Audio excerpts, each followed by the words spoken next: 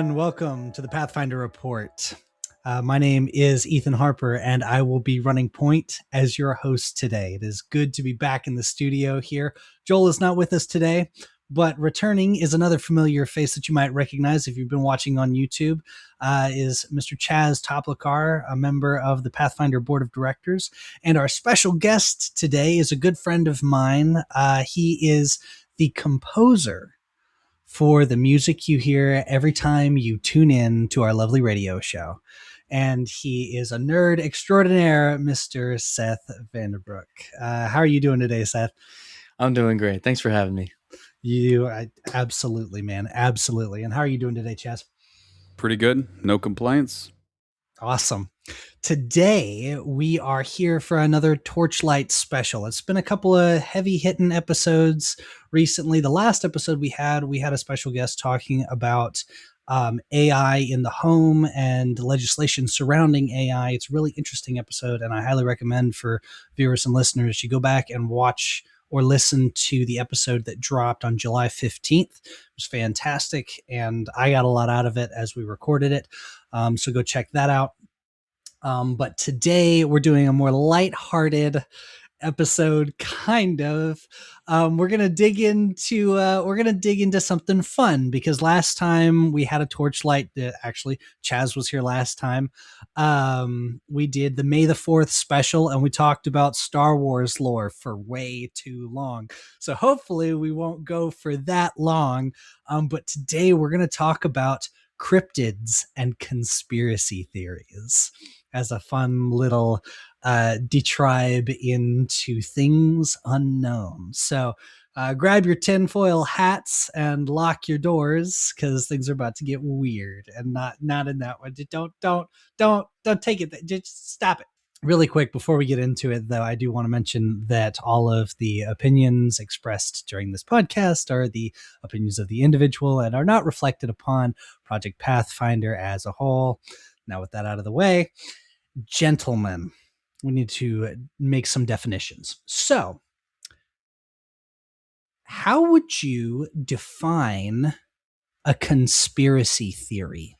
Chaz, let's start with you. What is your definition of a conspiracy theory?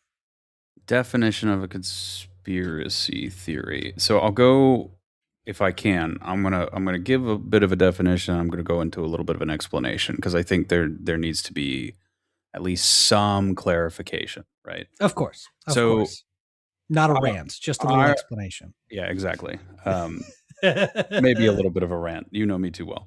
I would define a conspiracy theory as explanations for things that attribute circumstances to an unprovable hidden conspiracy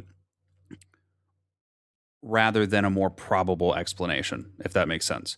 And I'll define this as, the reason why this is so relevant is because conspiracy theories oftentimes make a little bit of sense in a lot of different ways, but holistically, it's not logical. And that's because conspiracy theories, more often than not, grow out of fear. So even though it seems to make sense, there's a string of truth that's in there.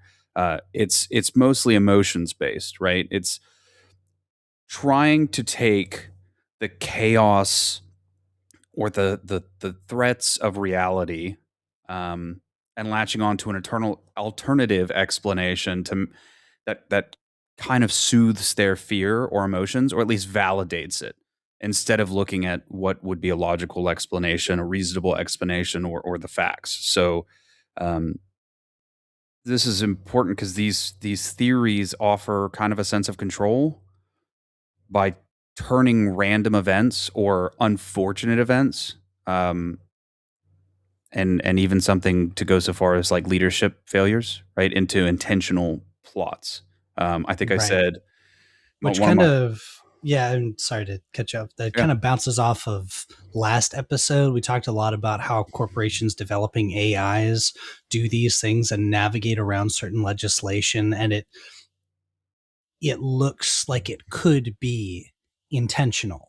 Sure. It looks like a lot of things that happen with AI that turns kind of predatory, or some of these companies, some of the big like Fortune 500s that are making money here, it looks like they're doing these things intentionally, when ultimately it could just be boiled down to an oversight or unintentionality altogether. So it's like, one of my favorite quotes of all time, which rings true for this entire episode: never Right. attribute to malice that which can be explained through incompetence. Oftentimes you'll think that there's something nefarious, and it's either, to your point about AI, it's lazy. They just don't want to deal with it. They're trying to right. skirt around it to get what they want. Or Yeah. it's just incompetence. Somebody dropped the ball. Somebody messed up. And conspiracy theories try and fix that in people's brains. All right. Seth, what is your definition of a conspiracy theory? I'm less fun than Chaz. See, We'll see. I'll give you two. I'll give you two because there's the one that I think more accurately describes what people are thinking when they say the term, and then there's my definition. So, what I think people normally mean when they use the term conspiracy theory is they're trying to refer to something that is a theory about people conspiring to some kind of crazy end with very vague and circumstantial evidence, right? So it's this idea of like Chaz was saying, is very, maybe this makes sense and I can connect this to that. It's a classic meme, right? Of the, string across the board and these things connect. It's like, do they really connect? I'm not really sure that they do, right? That's kind of the general feeling that people get from a conspiracy theory, is that you're probably wrong and you're probably crazy if you have a conspiracy theory, right? My definition, and I'm just this crazy stickler, and I believe that words have meaning. I define it as it's a theory about people conspiring, and I know that sounds so boring, but I'm the kind of person where I'm like, hey, let's be really, really clear about what words mean, because when we do get lost in the weeds, I like it. I like defining it that way because I think it helps those who do get lost in the weeds of conspiracy theories to come back to, what am I actually claiming is going on? Because am I claiming that there's actually conspiracy at all, that people are at play and planning? Or am I just saying maybe one person did something crazy, which isn't necessarily a conspiracy, right? Or maybe I'm just saying something weird happened, which also isn't a conspiracy, So I think a lot of things that end up in this bucket really don't belong there. And then unfortunately, because of the stigma around the term, people get labeled as crazy or uneducated just because they thought maybe something strange did happen. Well, that's we got both ends of the spectrum there. It's like, yes, this is what it means, and then Chaz is off like, here, but actually though, Aliens. but aliens. It's not the aliens, it's the lizard people. There we No, go. Chaz, no, it's too early in the episode. No, it's not.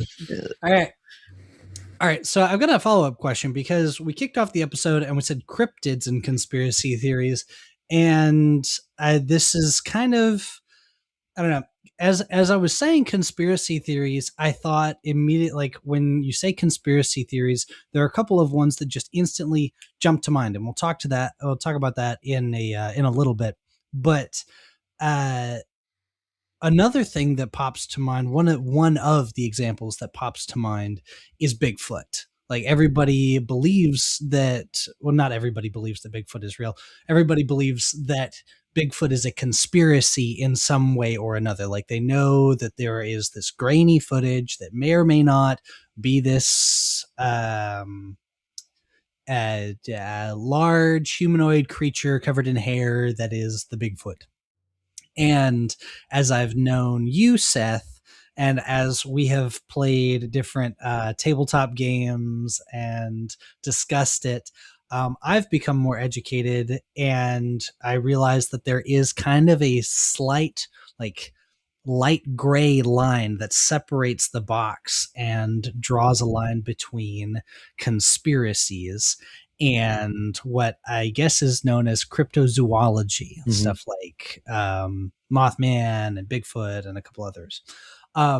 So would you, this is kind of a why or why not type deal, but would you say that the myths, legends, and cryptids fit into the conspiracy theory box as like a subcategory of it, or would you say that they deserve their own box? And could you explain why? Let's give that to Seth first. Oh, I see it as a Venn diagram. Not Fair enough. Yeah, Fair not enough. normally. I don't think that myths, legends, cryptids, those kind of things tend to necessarily be conspiratorial. Yeah. Like they're not innately conspiratorial, but like you Mm. pointed out, a lot of the hoaxes and stuff, well, that is quite literally people conspiring to convince people. So they do oftentimes surround cryptozoology, right? Cryptozoology itself is technically it's its own scientific field, and some people will say, "Oh no, it's a pseudoscience." It used to be a very legitimate field of science, right? There's an international group of very highly trained, educated professors from all over the world that were a part of it, right? It's fallen out of favor. It's not a very popular branch of academia anymore, but it's a real thing, and we've found creatures that we thought didn't exist, and now we know they do. So cryptozoology is legitimately science, right? So that doesn't fall into conspiracy theories in my mind. So I think it's a Venn diagram. They overlap. What do you think, Chaz?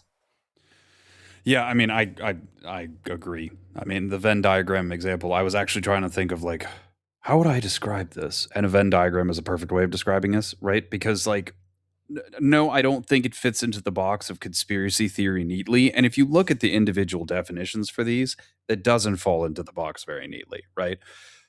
At the same time, and I'll just describe it this way.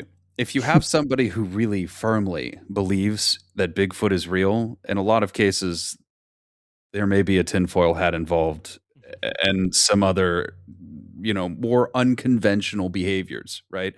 Some more unconventional beliefs because you've opened yourself up to the possibility that reality is not all that it seems and not everything is as clean cut and dry and provable as people make it out to be. So I I mean each one of these is very different, right? If you look at the definition of myth, it's slightly different than the definition of what legends are. Cryptids, cryptozoology, just like what Seth said, is an entirely different category, right? And then conspiracy theory, which we already covered, right? It's a desire to explain something that doesn't make sense, but with a nefarious intent behind it. Bigfoot's not nefarious, right? But you might believe that if you believe in Bigfoot, you might believe that somebody is trying to hide Bigfoot. So that's where the Venn diagram overlaps. But I think they're all exclusive to themselves. That's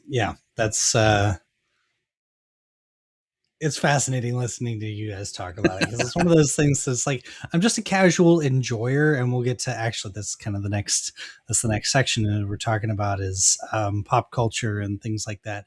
I'm a casual enjoyer of like cryptozoology and myths, legends, and other things like that. I think anybody who knows the Project Pathfinder crew, me in particular, we all love telling stories. We all love playing games. I mean, heck, our summer camp. Which quick plug for iGovern. If you're watching on YouTube, these fantastic shirts that Chaz and I are wearing, they are camp shirts from the iGovern summer camp. They make exclusive t-shirt designs every year for that camp specifically, and then they're gone. So if you want an exclusive shirt, you should come to camp. And if you're an alumni, you should volunteer to come help staff camp next year. But anyways, shameless plug over.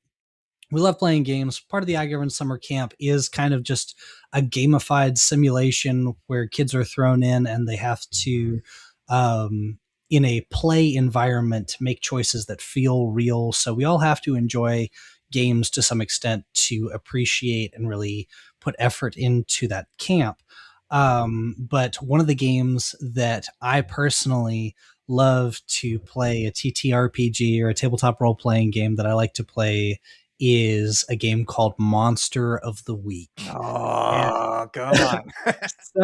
Seth is a player that I've had at the table. Actually, I don't think there has been an in-person monster game that I've run that Seth hasn't been at. and it's always been a blast every single time. But in that game, it's a game that's designed around like Monster of the Week type stuff, like Buffy the Vampire Slayer and Supernatural and Scooby Doo, even. Um, but between stuff like that and book series like the Dresden Files and I think the Kane Chronicles is another one, and all of these different modern urban fantasy series that incorporate the supernatural and cryptozoology into them. I casually enjoy those things, but you guys sitting here talking about it, it's like, I have not put as much thought into it as I thought I did. But with all that being said, I'm curious, Seth, for your expert opinion. What would you say is the most famous example of cryptozoology? I mean, Bigfoot's the obvious answer. Yep. Yeah, I'm gonna okay. try to remember the name. So amongst scholars, I think it's called the silacynth or something like that. There's this specific fish that technically is like the symbol of cryptozoology. Do you remember what it's called? Coelacanth. Coelacanth. Thank you. Yep. Yeah, that fish is like the classic example, because we found out it's real. It still exists, and we thought it didn't anymore. So maybe with scholars you could say that to be more interesting. But Bigfoot is an international icon for cryptozoology. I don't know how it could be more famous than that. Yeah, we might need to skip over that then. Let's say This is Bigfoot second being a most. cop out answer. I'm gonna throw an extra ball to you. What what is another famous example of cryptozoology other than Bigfoot? Would you say? Like Loch Ness Monster. Okay, nice. That's a great one. Yeah, I love that one. Mm-hmm. Do you remember when we did our, like, it wasn't a sleepover, but it was like a study night where we studied sea serpents and we looked up the Yes. origins of sea serpents? That was so And we fun. found, what was the name of that fish? I forget what it was Gosh, I don't called. know. The It was- really big snaky fish. Yeah, it's like the world's largest eel. And the most Mhm. recent sighting of it was, I think it was the bonefish or something Is that like right? that. I Something don't like know. that was a minute ago. But like an oil rig off the coast of Australia cited one that was a eel that was 22 feet long. The picture was scary. It was scary Dude. looking. I'm like, you can't tell me that's not a sea serpent. Like, So- you're looking at it and it's like, oh, that's only a couple feet long. No. You're looking at it from on top of an oil rig.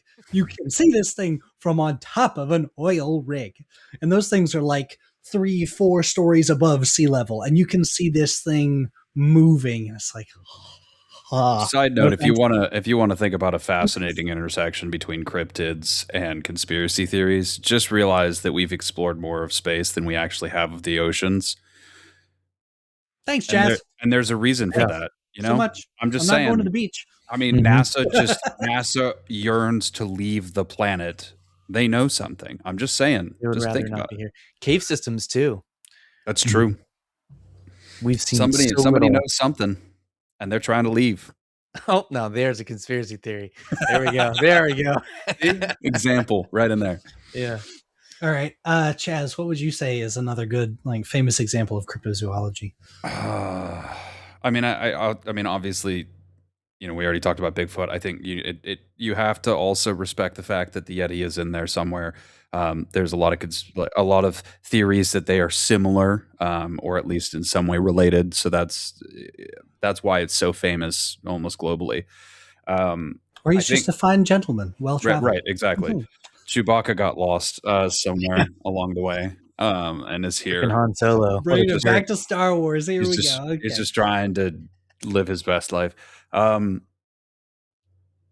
don't know. I'll pull one that's like slightly more obscure, but I feel like it's been referenced enough in modern culture that most people know about it. Is the Mothman? Yeah. Like I feel like, well, maybe that's more of a Western thing, obviously, because it's a United States based. Where was it allegedly found? Seth, you were the one talking Point about going to the Pleasant, Mothman West Virginia. Museum. Oh, it's Yeah. West Virginia. Yeah. Okay. You know, for those of you who live in West Virginia, keep your lights off at night. I just think it's been referenced so much in culture that it it rises to the top of one of the more famous examples of cryptozoology. And because of the book that was written, things were notarized.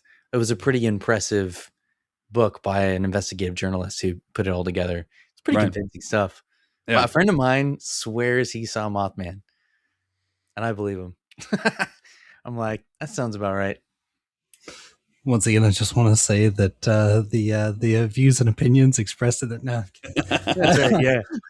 Well, you have to define what you think it is, right? I personally think it's demonic, but who knows? We should just go out to West Virginia and pop a bunch of flares and see if a giant moth flies towards the bright lights. I'll be sitting here waiting for you guys. Just show up whenever. Okay. Well, now I'm going to give you guys a difficult question. What's your favorite? You can go as obscure as you want.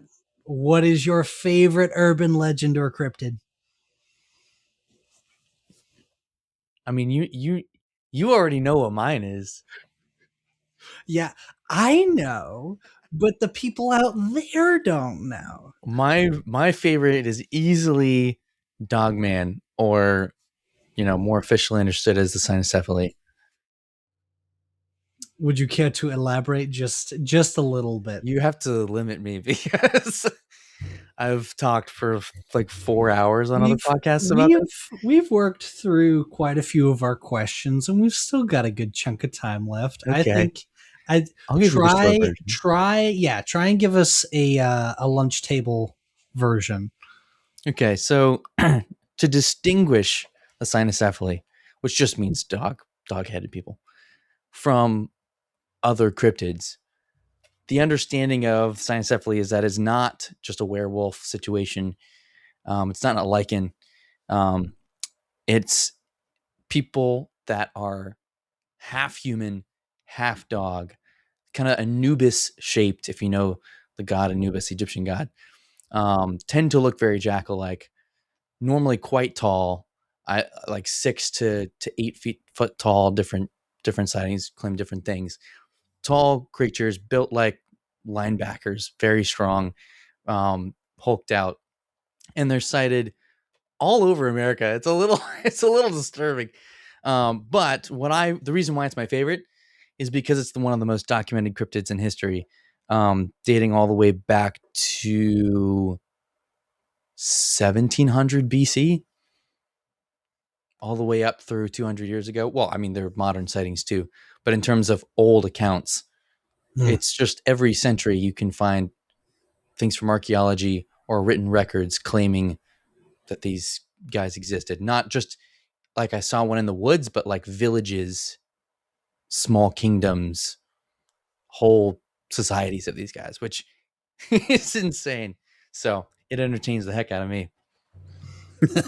Yeah, I remember sitting there listening to you for the first time and going, this guy's nuts. and then you were like, dude, I found another thing about the cynocephaly. And I was like, okay, all right, Seth, all right, show me, because I know you're gonna be super excited, and you're gonna stand there super excited until you tell me about this thing. So just tell me about the thing. Da da da da. That's a little bit of sense, huh? That's kind of convincing. Oh, by the way, did you know that I think that what was it? What did you say? Something about the Magna Carta referencing it, or not the Magna Carta. Carta Marina. Thank you. The Magna Carta does not. That wouldn't make a lot of sense. But hey, I was like, I got to go back and read that document again. Holy moly! In there. But like, wasn't it like Thomas Aquinas or something like that? I mean, you got people, a bunch of famous people. I mean, Plato talks about them. Marco Polo, right? That's it. Marco Polo. That was the one that you were talking about. Marco Polo's travels. Different languages, different cultures, different, obviously geographic locations all over the globe. And it's like dragons, but everyone knows about dragons, and they know everybody has talked about dragons throughout cultures. But what's weird to me is that everybody's apparently talked about Dogman, and yet in modern culture, no one knows about it. I'm like, how did that happen? How is it just as famous as dragons, and all of a sudden it just drops off and nobody knows that it's in history books, encyclopedias, bestiaries, personal letters between, kings and priests and, and missionaries and all these people, and you're like, what? How is this popular? And I've never heard about it. That to me is what really hooked my attention. So the real question is, where did they go? The caves. The caves. The X-Files. Fun fact, they have gills. No. No. Yeah. They're all Adding underwater. it to the legend. Yeah. Chaz, what is your favorite legend or cryptid? I'm going to do my best not to go off on too big of a tangent here. I already talked to you guys a little bit Lunch about it table. before. Lunch table. Lunch table, right. Well, I think the probably the most common known example of this would be the Wendigo. Oh yeah. It's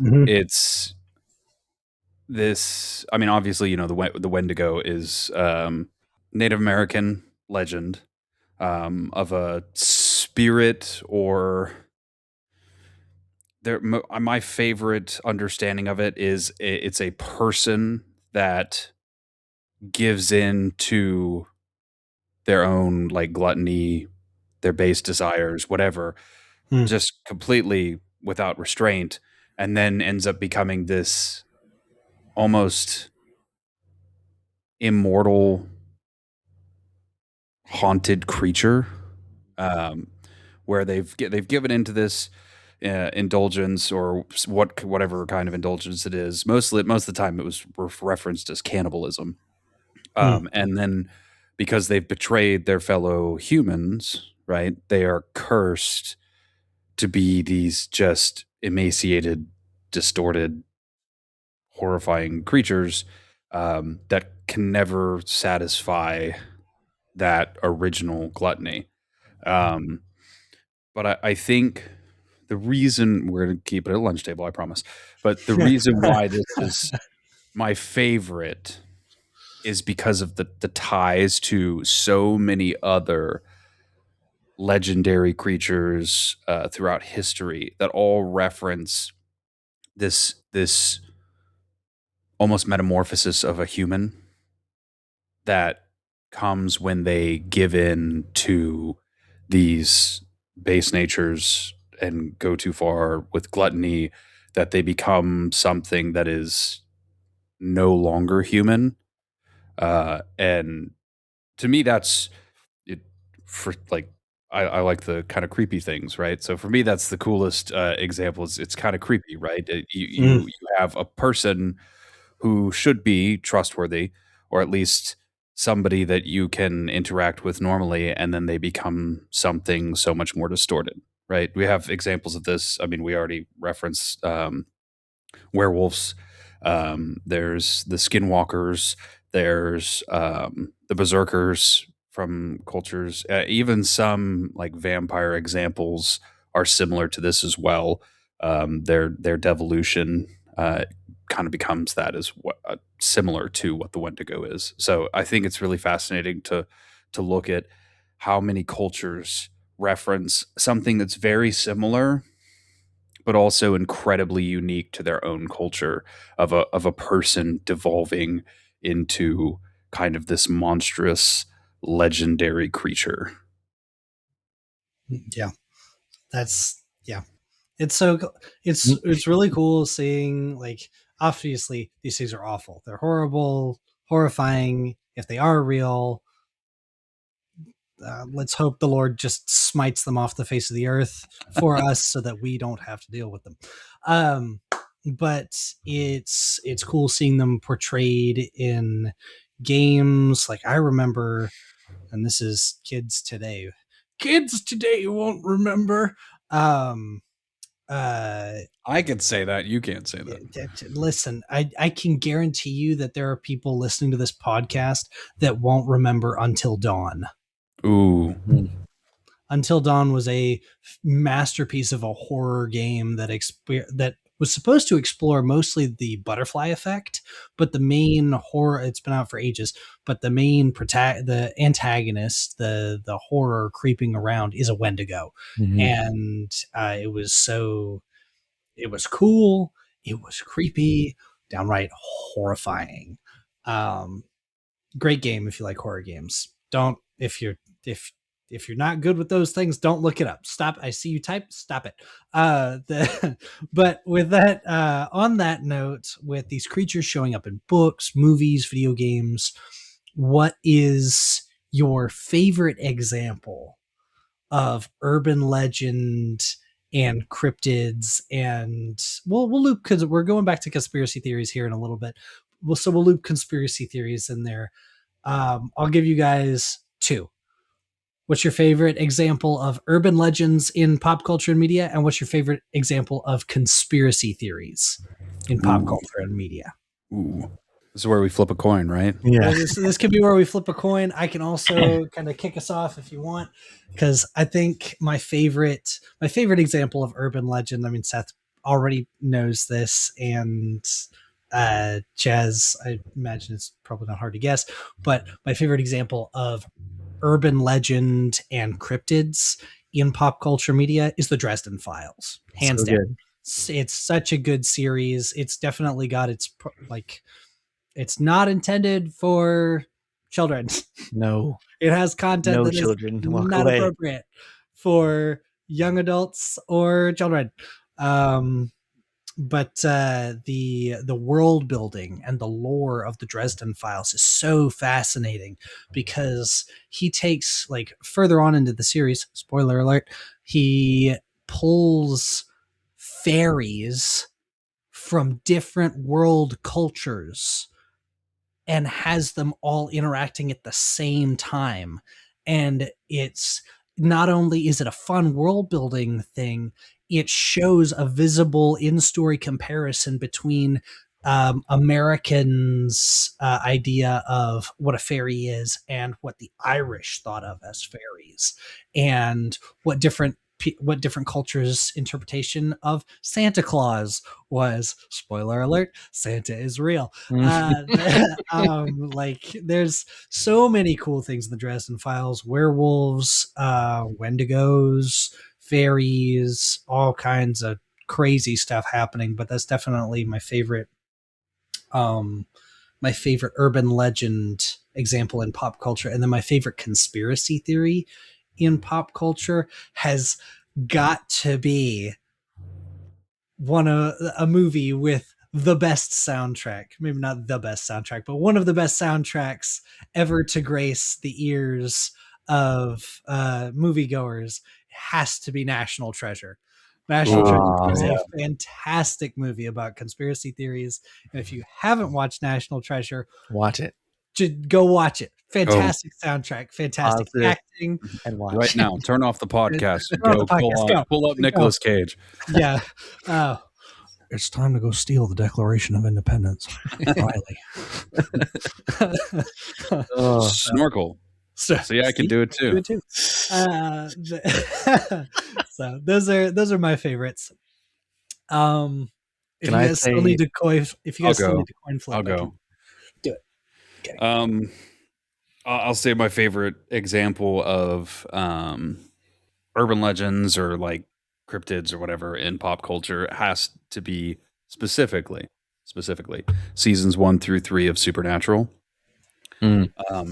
So fun fact, also not intended for children. Yes, also definitely a mature audience on that one too. Anyone who everything I recommend with a parental figure, do not go and watch these without your parents' consent.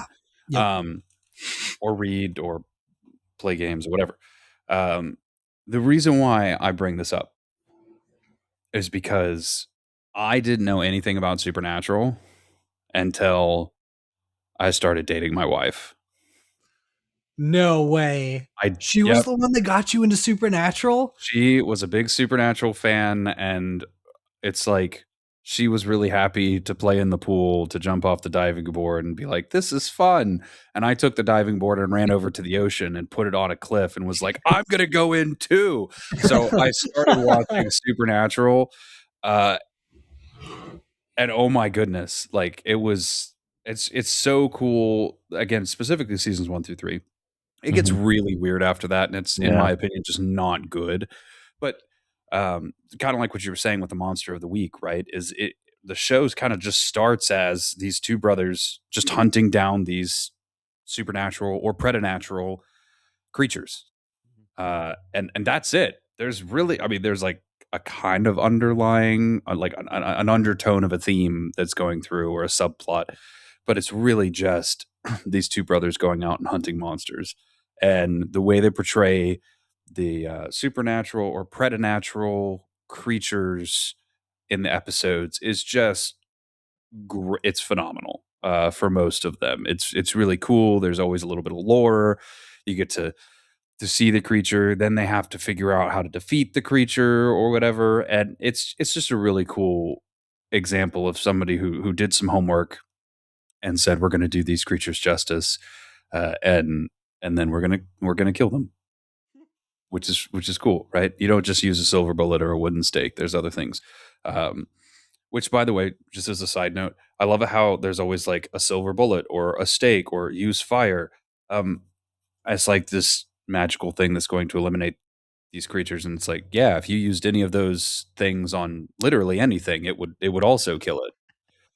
Like that works on any living thing. So wooden stake to the heart, that'll work. Yeah, it's like wooden stake to the heart. Yep, that would do it for basically everything.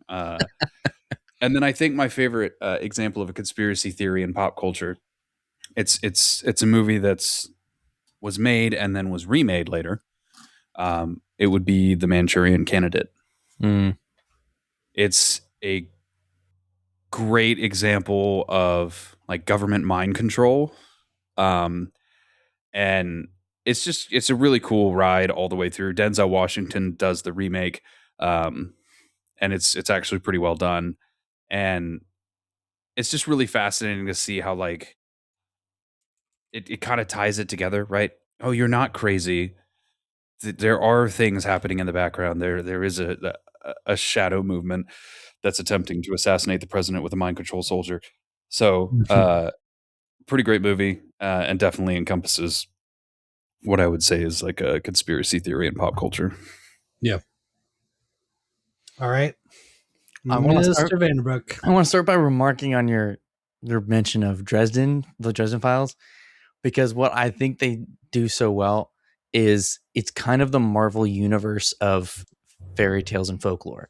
Yes. Where he takes all of the stuff and says, these are some crazy stories. I'm going to somehow make all of them make sense and connect all of them together. And that's impressive. Mm-hmm. I'm really impressed at how he pulled that off. Even though I do not agree with all the views that are expressed in that book series either. No, not at all. But on that note, with him tying all that stuff together, has anyone checked on Jim Butcher lately? Like, is he okay? Because like you talk about the cork board with all the strings and stuff attached. Like, is he actually crazy? Has he lost? He's his still mind? writing books. Good crazy. grief. Or a witness? No, I'm just kidding. Oh, he knows something. He knows. Oh, yeah. Honestly, I don't know that a lot of people are even going to know what this is, but do you guys know what the Water Horse movie is? Yes. I love that so. movie. The Water Horse, Legend of the Deep, 2007. It's a good movie. And it's a Loch Ness Monster movie, which I love Loch Ness Monster movies.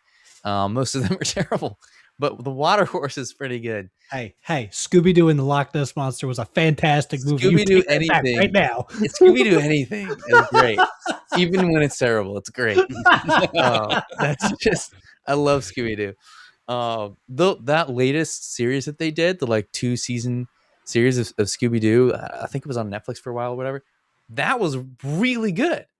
It was they actually had an ongoing storyline through the whole thing, and I really enjoyed that. Mystery Incorporated. Yeah, I've watched it probably 5 or 6 times all the way through with my siblings. It's great. That one is safe for you to watch, kids. Correct. That one's fine. You'll still get your parents to vet it. Yeah, yeah, but most of you are probably homeschooled. Anyways, your parents are listening right now. Let's be real. Okay, probably. Beyond that, for conspiracy theory, oh man, this is driving me crazy. But I might have to fall back to something else. But there's this show. Maybe you guys will remember. Maybe you guys can help me out here. There's this show. I was like an early 2000s show, and it was all about this cop who finds out that he's in this line of people who can see and detect these monster people who are technically they're like half animal, half person, but you can't tell. They just look perfectly normal for most people, except for the hunters, and the hunters can see them. Do you know what I'm talking about? Oh, this is driving me crazy that I can't remember the name of this show. It sounds like it kind of sounds like Grimm, but that's yes, no, it is Grimm. Yeah, it is Grimm. Yes, I was like, this sounds a lot because he's a detective, yes. right? Yeah. He's a detective, and I actually really enjoy that show. But the reason why I say that is not just because it's totally cryptid, but it's beyond that, and they do a great job also incorporating all the lore and somehow making all these fairy tales make sense, and give a really interesting explanation for everything.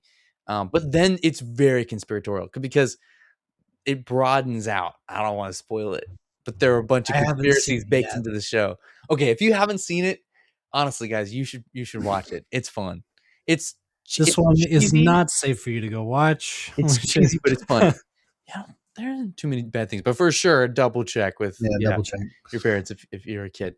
But yeah, it's like a strangely feel good show, but they explore some kind of crazy stuff.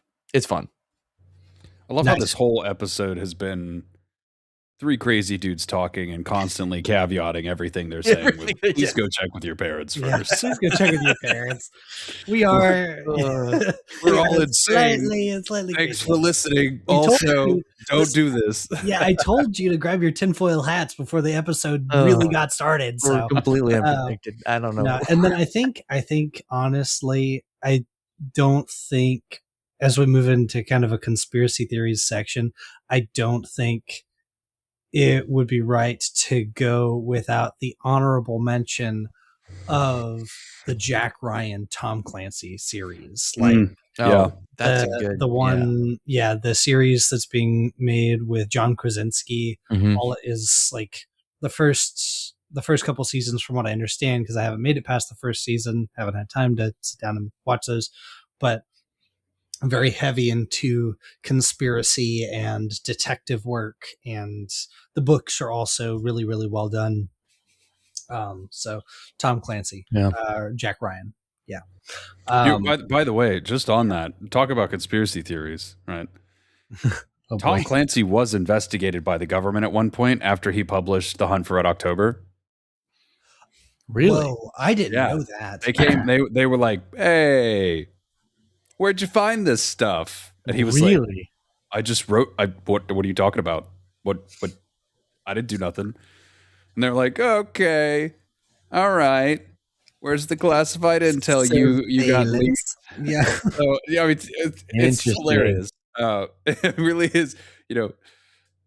Life imitates art or whatever, but like the fact that he published this book and the FBI came knocking on his door and we're like, "Hey man, we got to chat." It's like, yeah, that looks weird. That looks suspicious.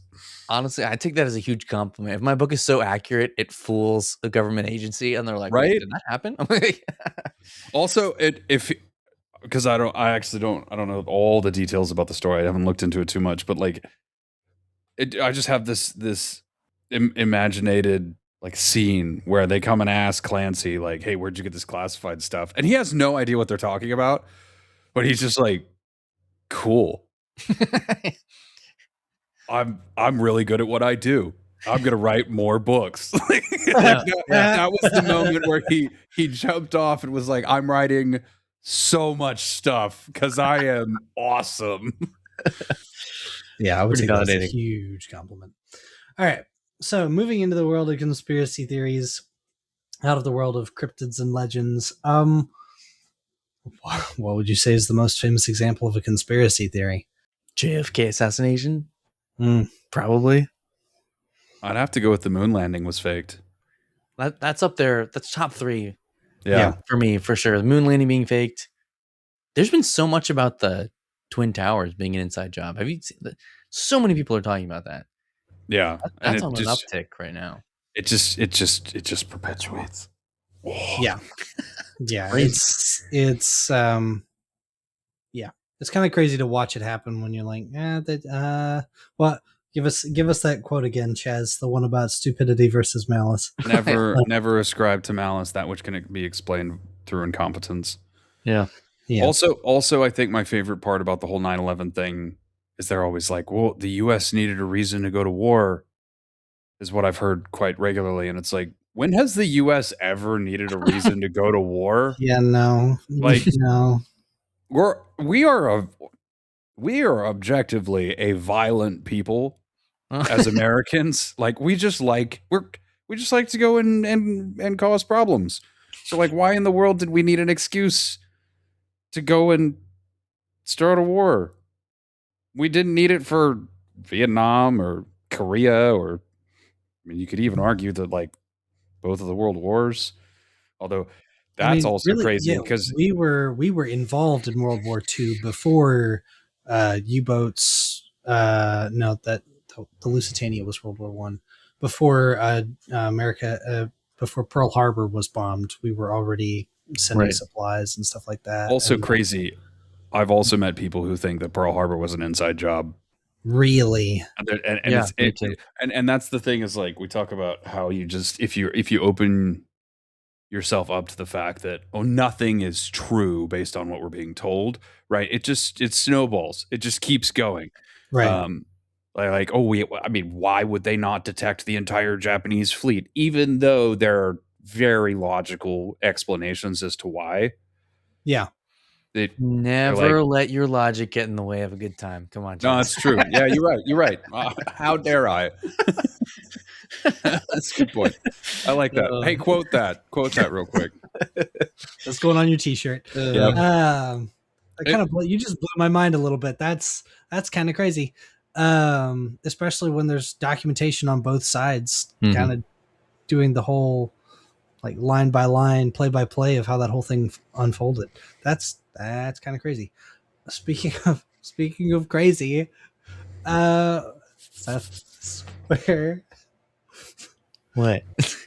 What conspiracy theory do you think is the funniest? I'm not going to make the joke I made to you before this. You're going to have to tell me at some point. I would just be arming a bunch of children to pull this on a bunch of people, and I'm not going to do that. Yeah. Basically, long and short of it, Seth roasted me before we started the podcast, and I felt like it was a clever. Fantastic. You didn't see it coming. He was a clever boy. Yes. My favorite conspiracy theory is that the moon is made out of cheese. It's also the tastiest. It is. It's the tastiest cheese. Moon cheese tastes the best. Oh, let's go. Cheese, grommet, cheese. I hope. And we landed there. Yeah. Or did we? And then when he stuck the flag in and he pulled it back out, cheese came with it. It was like a giant toothpick, man. That's what NASA wanted the whole time. They were looking for queso. Cheese. I will say, I think one of my favorite funny ones is birds aren't real. Yes. That's a good one. That's a pretty good one. Yeah. That or Finland not existing. I think that's hilarious. Ohio doesn't exist. There's Ohio too. Ohio doesn't exist. That is definitely a government psyop. Oh man, I did actually meet a guy who believed that birds weren't real. Like, really? Dead serious. He had a t-shirt. And I was like, that's hilarious. And he goes, it's not funny. No way. And the problem is, I knew this guy enough to know that he didn't have a sense of humor. So when he looked at me and said, it's not funny, I was like, oh, dang it. I'm going to be here for at least 45 minutes. And sure enough, oh, man. And guess what? The whole thing was watched by the birds. That's what I should have done. I've been like, no, dude, not here. They're listening. Not here, man. They're watching. Okay, I gave my brother-in-law a "If It Flies, It Spies" t-shirt. That's so funny. He loves it. He wears it everywhere, and he gets more compliments on that than anything else he wears. Amazing. And he will tell me all the time whenever he sees me, he's like, dude, I had this other crazy encounter just because of this t-shirt.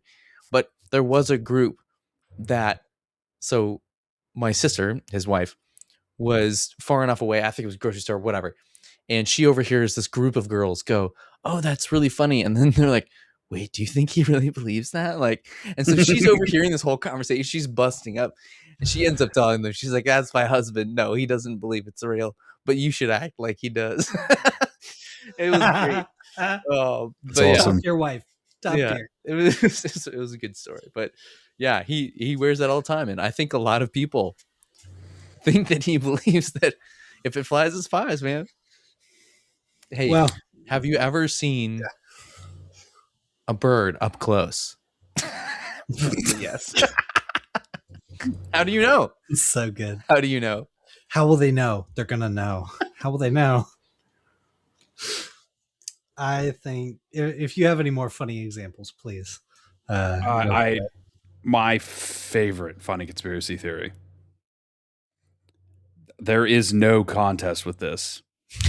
The Denver airport is the Illuminati headquarters. What? What? I haven't I've never even heard heard this one. Oh my gosh, guys. Okay. What? We are running low on I know. time. I'm not going to explain. I'm just going to tell you. You need to go Google it. But the funniest part of this, the reason why I reference this as being super funny, is because the Denver airport has leaned into it. So they found out about this conspiracy, My gosh.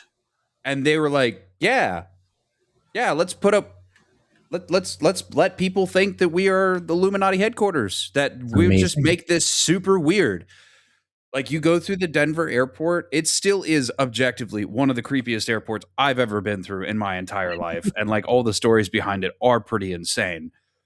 But like, for the airport after to just be like, "Yep, welcome to the Illuminati headquarters. Watch out for the lizard people," is just it's chef's kiss, the best thing ever. That's like, on par I'll go with and- the yeah.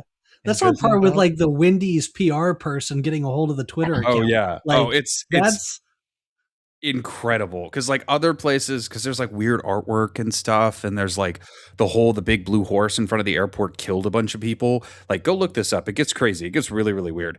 But like, other airports have been like, "Oh no, people are freaked out by this. Quick, take down the big blue horse, cover up the creepy murals." Nope, they're just like, "Yeah, follow the signs to the meeting room with the Illuminati. Good luck down there." Like, it's awesome.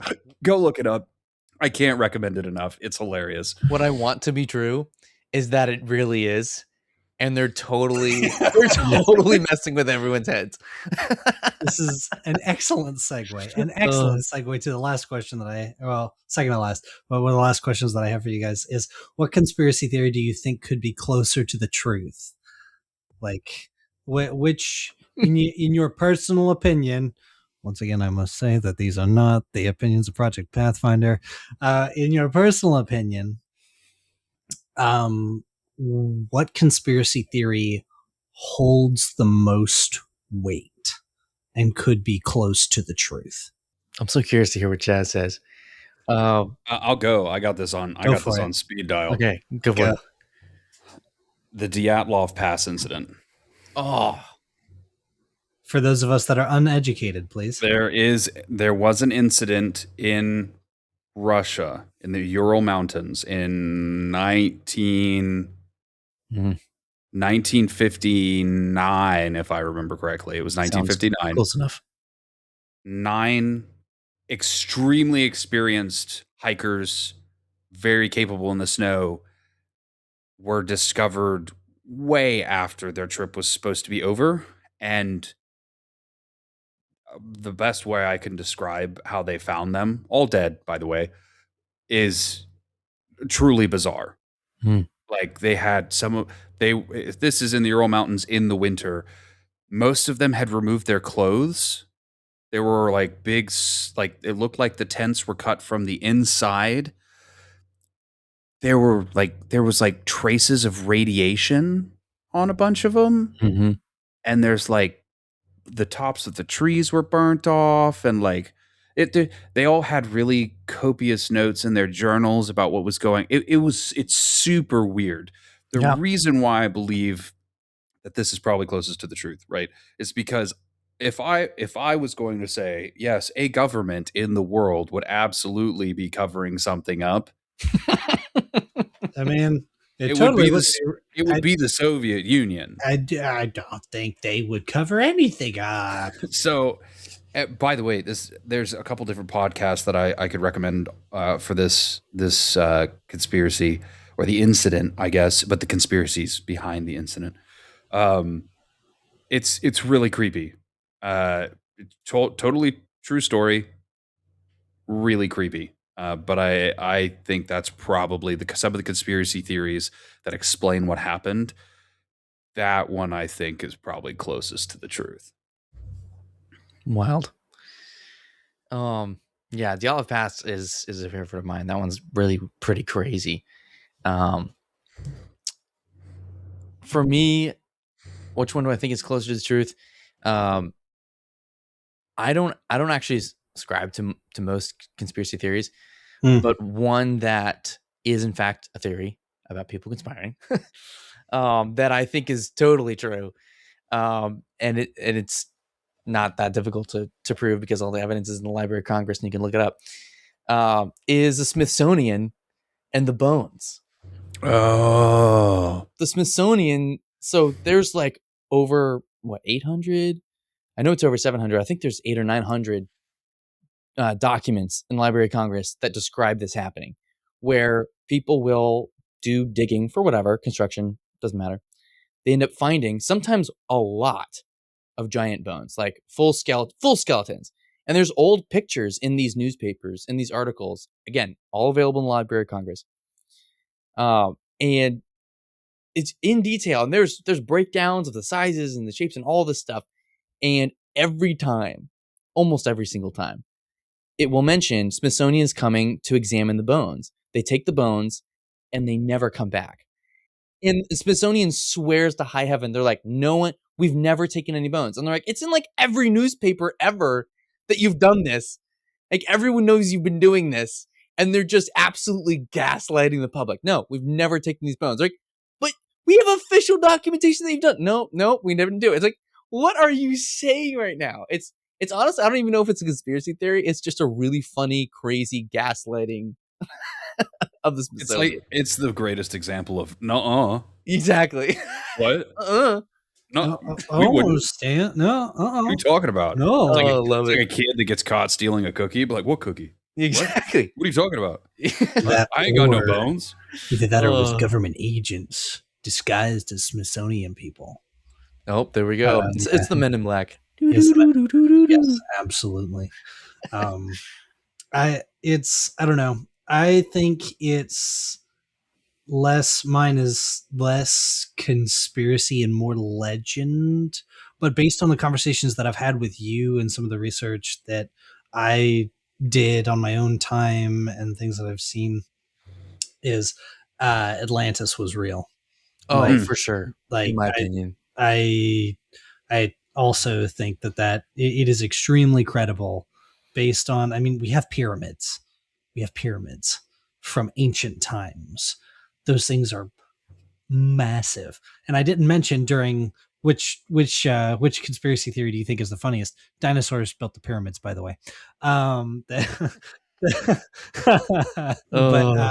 I think Atlantis 100% existed as like an ancient civilization, and whether or not it was a island that sank due to a volcanic eruption, whether or not it was some kind of ocean dwelling civilization that had a superstructure in like a shallow part of the ocean that then sank due to like tectonic plate movement or flooding or whatever, a natural disaster of some kind wiped a civilization off the face of the earth. It's 100% possible. It happens. It happened. Yeah, it happens all the time. I mean, Pompeii, we only know that Pompeii happened because it stayed above the water. Yeah. So I think that's a super, I think that's really close to the truth. Granted, the animated movie of Atlantis is not what happened. Not what happened. What are you talking about? There were way more lasers. Let's be real. We didn't even talk about the Gutenberg incident. No, but like it was fantastic. Anyways, but yeah. So with all this talk, we have cryptids and legends and conspiracy theories. But we need to kind of bring it back together as kind of because with Project Pathfinder, one of the things that we try to help students do is we try to help suss out the truth, Mm-hmm. and decipher, which was our theme, camp theme, not this year, but last year. Try to decipher the truth and figure out what is true in the world. And for people who are coming of age and getting out into the world, there's a bunch of media that could Mhm. all be true. How do you find the truth? So, conspiracy theories can be fun to talk about. They can be based in pure conjecture and pure lies. They can seem really factual because they can make a lot of sense sometimes. And sometimes it'll even boil down to, oh, well, of course, I know all of these. I did all this research and I know all of these things. And of course, this is the right way. And you can't convince me otherwise. What are some ways that we can, as good citizens and Christians, what are some ways that we can avoid falling into the trap that a lot of people fall into, where it's either our version of truth is the best truth, or this version of pseudo truth is my truth? Like, not even getting into the whole live your own truth thing. We're not. That's because that's its own topic for another day. What are some ways that we can avoid those pitfalls in a society where there are tons of truths? Yeah, I'm gonna sound like a boomer. Get off the internet, right? The internet is just your own purely curated silo that just spits back at you exactly what you want to hear. And so much of it is fake. I've seen there's modern examples of this, where it can make it look really convincing. Mm-hmm. You AI can, particularly. yeah. I mean, yeah. And I'm not even talking about AI. I'm talking about pre AI. You can always word things or doctor photos or clip videos or whatever in a way that is very convincing. But that's not necessarily truth. And also, even for like online articles and stuff, I caution people on a regular basis, like, hey, if you got to be careful about the sources that you read, about the content that you consume, because it may seem convincing, but it isn't always actually based in anything. So I would say, get off the internet, go read some good books that give you pure, unadulterated knowledge, not catering to your mindset. And I'll also tell people, because this is what I really enjoy: watch some dang documentaries. I mean, it sounds really old and curmudgeon-y, but I love watching good documentaries that Same. break down things with some definitive facts, and in a way that doesn't try and portray things in a certain way, right? Most media nowadays is all opinion pieces and puff pieces. Go back to the original factual reporting concept of, this is what happened, here's the supporting data, and that's it. There's this Nothing really else. wonderful gentleman that used to be alive. He's not anymore due to a tragic accident, but his name is Steve Irwin, and Oh, yeah. his voice will put you to sleep. But the stuff that he does is freaking wild. So if you've never seen The Crocodile Hunter, go look him up. It's freaking incredible. And I mean, this is kind of digging back into the cryptids thing. Go watch River Monsters. Like, you Yeah. want to see actual like crazy stuff come out of the water, go watch River Monsters. Jeremy Wade, grew up with him in the house all the time. The Discovery Channel was just so much fun. And then Shark Week, I don't know if they still do Oh, yeah. Shark Week on the Discovery Channel, but like, Yep. freaking crazy, man. Just Almost up there for me, with Toyotathon. of course. Then and just make sure you steer away from like the History Channel and the Aliens. That's a perfect example, right? Yeah. The History Channel just kind of devolved into weird conspiracy, like fabricated truth nonsense. Because Now it's sold. now it's a joke. Yeah, because it's sold, and that's why news agencies and stuff do puff pieces and opinion articles and all kinds of stuff because it sells better, right? Yeah. Be very careful with what you consume, especially in the age where like everybody has a podcast. Awkward. Hey. Even this guy. But to that point, right? Like, be careful what you listen to and take as fact. Yeah. Be careful what you watch on YouTube, on social media, whatever. It's probably just telling you what you want to hear. Go out and actually vet it with some good factual content. There's this neat building called a library. Yep. And even there, Oh, that's true. double check your facts. Yeah, I'd I'd say plenty for of books me, around you to double check those facts. But yeah, exactly. yeah. What's up, Seth? I think there's three things I'd give as advice that I've kind of learned over the years, and it relates to my work. It relates to things outside of my work and just life in general. But when you're trying to determine the truth of something, or to know if something has happened or not, you just have to understand the rules of engagement. There are ways to determine if something's true. So understand the basics of logic, right? Understand the first principles, right? The law of the excluded middle, right? Law of non-contradiction.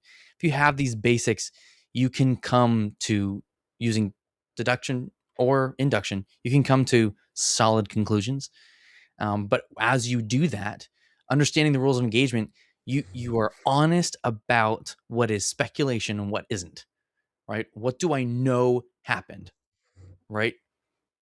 When you're honest about that, it's like playing, Sudoku, right? You're going to pencil in what you do not know for sure, but you think makes sense, right? You have evidence to support it, but that doesn't mean it's true, right? You're going to pencil in what you should pencil in, and then you use the pen when you know for sure because all those numbers line up and there's no other option, right?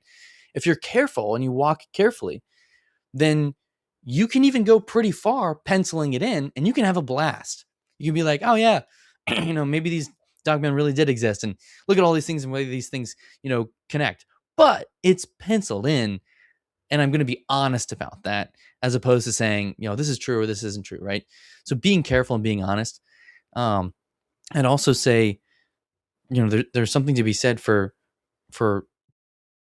as part of the rules of engagement, second rule, right, is not just understanding the basic principles, but then double check your double check. Like, you can read an academic paper that's peer reviewed and it can be wrong. I've run into this so much, right? They give me a direct translation. They tell me exactly where they got it from. I go precisely there. I read it and I go, that is simply not what it said. And I'm like, how did this get past peer review? So just because something seems official doesn't mean it's true, right? So double check everything, right? If you really want to know the truth, go further than just a professional told me so, right? Because they could be wrong. And then finally, and this is just a general principle for life, hold things loosely. You don't have to be certain. It's okay to be uncertain and hold things loosely and say, I think that this makes sense. And that's enough. I can say, I'm pretty sure that this crazy thing is true, but I'm never going to fully commit to becoming dogmatic about it, because that will protect you from becoming the harebrained, lunatic in his bedroom with the wires everywhere saying, I know it's true for sure, when you can't know for sure. Just hold things loosely, enjoy the tension of uncertainty, follow the rules of engagement, right? And you'll be fine. And then I think lastly is, well, so it's kind of simple. Go to church. Yeah, please. Yeah, go to church. Right? Yeah. Trust the ultimate. Like, we as Christians, if you're listening to this and you're not a Christian, then we encourage you to go to church and look into it, because it's got some interesting stuff. You want to talk about some interesting lore? The Bible's got some wild lore. Dragons, giants, magic, you name it. Horns. But it's an interesting time. But yeah, for Christians, always return to the ultimate truth. And like Seth was saying, hold things loosely. Oh, it doesn't mention Bigfoot in the Bible or dogmen. It's like, well, then does that matter? Like, so it's just return to the ultimate truth every time. But anyways, thank you guys so much for joining me on this wild, harebrained ride. Seth, I have wanted to get you on the podcast so many times, and it's just been, nah, is that the right opportunity? Nah, not quite. What about it? Nah. Okay, let's do it. And I was so thrilled when you were like, heck yeah, man, let's do it. And then Chaz, it's always a blast to have you, dude.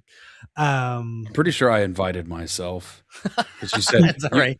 You were like, yeah, we're going to do an episode on conspiracy theories and like cryptids. And I think I just glared at you with this glint in my eye that said, pick me. I will be a part of this. Excellent. Yeah, that's pretty much how it happened. But anyways, Chaz, you're a friend of the show and people know where to find you already. I'll share those links out again. But Seth, you have a website that I just so happen to be a patron of. You have a website called Project Eleazar, right? Yes. Yep. Can you tell us a little bit about that before we head off and tell people where they can find your stuff? Sure thing. Yeah. So Project Eleazar, you can Google it or just type in projecteleazar.com. It's just a blog.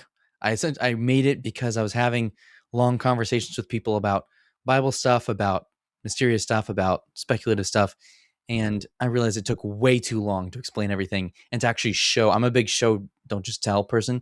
So I'm big on citations and sources and links and all that. And so I was like, I should probably be writing this stuff down. It makes conversations faster. Just be like, yeah, I wrote it all down here. You can check it out. Tell me if I'm crazy, right? So I talk about all sorts of weird stuff in the Bible. I talk about weird stuff in history, in the world. And I'll go on, plenty of podcasts here and there. So all that information is on my website. I've got links to my socials, links to the podcasts I've been on, articles, all my podcast notes. It's all on there. So Cool. Yeah, you can check me out there.